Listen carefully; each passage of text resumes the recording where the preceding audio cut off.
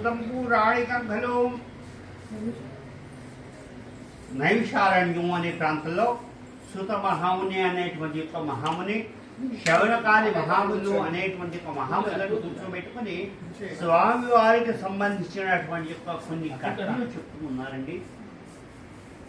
ఏం చెప్తున్నారు అనేది మనం విందాం. ఓ సుత మహాముని శౌనకాది మహాములకు ఈ రకంగా చెప్తున్నాడు. ఒకనొక సందర్భంలో ఇది సత్యయుగంలో జరిగింది. మనకు కృతయుగము, త్రేతాయుగము, ద్వాపర యుగము, కలియుగం.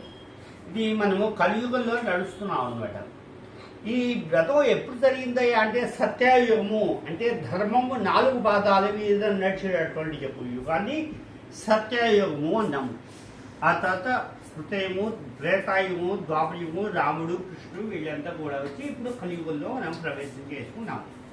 అప్పుడు జరిగినటువంటి యొక్క కథలను మనం ఇప్పుడు ఆ స్వామి వారి యొక్క కథగా చెప్పుకుంటున్నాము.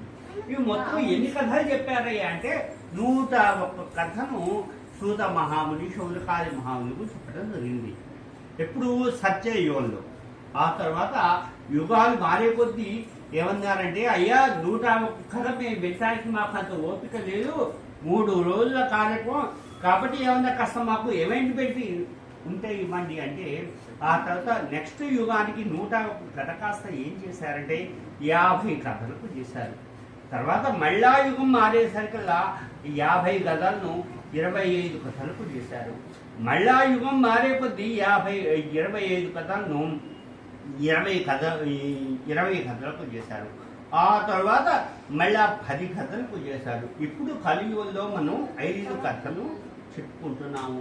ఆ తర్వాత మనకు నెక్స్ట్ జనరేషన్ మన పిల్లలు వచ్చేసరికి 1 కథ చెప్పుకుంటారు, కేవలం దుకాణం బంద్ అయిపోతుంది. కాబట్టి ఆ ప్రకారంగా 101 కథను ఆ యొక్క సూత మహాముని శౌనకాది మహాములకు చెప్పడం జరుగుతుందండి. ఏం చెప్తున్నారు అనేటువంటి ఒక విషయాన్ని మనం ఇప్పుడు తెలుసుకున్నాం. నారద మహాముని మనకు ముల్లోకాలు తిరుగుతున్నాడు. మనకు ఊర్ధ్వలోకాలు 7, అధోలోకాలు 7, మొత్తం 14 లోకాలు ఈ నారద మహాముని తిరుగుతూ ప్రజలు ఎలా ఉన్నారు, వాళ్ళ కష్ట నష్టాలు ఏమిటి, ఏ రకంగా ఉన్నారు అనేది ఆయన పరీక్షిస్తూ భగవంత నారదవు ఇది ఖండితి నారద. నారద అంటే జ్ఞానము. ఆ నారదుడు మనమంతా బహుళాగా అనుకుంటాం, కానీ నారద అనే పేరుతోనే ఒక జ్ఞానం అనేది వస్తుందన్నమాట. నారద మహాముని సాక్షాత్తు ఆ యొక్క విష్ణుమూర్తి అంశం అన్నమాట. ఆయన ఎక్కడ ఉంటే అక్కడ భగవద్భక్తి ప్రచారం చేస్తూ ఉంటాడు అన్నమాట.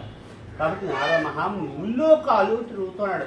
మనకు మొత్తం ఎన్ని జీవరాశులు, మన మానవులు అనేక రకాలైన జీవరాశులు ఉన్నాయి.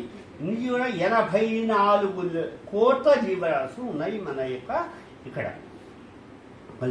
కాబట్టి ఇవన్నీ తిరుగుతూ మానవులు అనేక కష్టాలు పడుతున్నారు, సుఖాలు పడుతున్నారు. కష్టాలు పడుతున్నారు, సుఖం అంటే ఏంటి, కష్టం అంటే ఏంటి?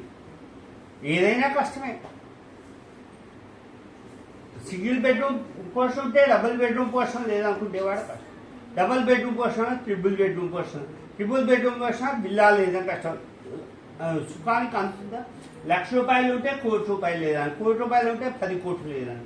ఈ ప్రకారంగా కష్టానికి అంతు లేదు, సుఖం. కష్టము సుఖము అనేది ఎక్కడా లేదు. మనం పెట్టుకుంది ఖం ముందు మనం దుఃఖం దూ చేస్తున్నాము, తర్వాత సూ చేస్తున్నాము. అంటే ఉన్నది ఒక్కటే ఖం అనేటువంటి బ్రహ్మ పదార్థం అన్నమాట. కాబట్టి సుఖం అంటే సుఖం అనుకుంటున్నాము, కష్టం అంటే కష్టం అనుకుంటాం. మరి ఇట్లా కష్టాలు పడుతున్నారు కదా, దీనికి ఉపాయం ఏమిటి అని చెప్పేసి నారద మహాముని ముల్లోకాలు తిరుగుతూ కూడా మనందరికీ కూడా ఇంటికి తండ్రి ఎలా అయితే ఉంటాడో మనందరికీ కూడా ఆ యొక్క మహావిష్ణుమూర్తి సృష్టి స్థితి లయకారకులు ముగ్గురు, బ్రహ్మ విష్ణు మహేశ్వరులు. ఆ యొక్క విష్ణుమూర్తి పాదసముద్రం దగ్గరికి వెళ్ళి అక్కడ మహావిష్ణుమూర్తిని దర్శించి అయ్యా మానవులు అనేక కష్టాలు పడుతున్నారు, ఈ కష్టాలకు ఏదైనా ఉపాయం చెప్పండి అంటే ధర్మబద్ధంగా ఎవరైతే ఉంటారో వారికి ఎటువంటి కష్టాలు కలగవు. నన్ను ఎవరైతే మనస్ఫూర్తిగా ఆరాధన చేస్తారో వారికి ఎటువంటి కష్టాలు కలగవు. నిప్పు అనేది చూసి తొక్కినా కాలుతుంది, చూడకుండా తొక్కినా కాలుతుంది. నిప్పు స్వభావం అది. పాపం అంటే ఏమిటి, పుణ్యము అంటే ఏమిటి? నిజంగా చెప్పాలంటే పాపము అంటే బ్యాంకు నుంచి అప్పు తీసుకున్నారా, పుణ్యము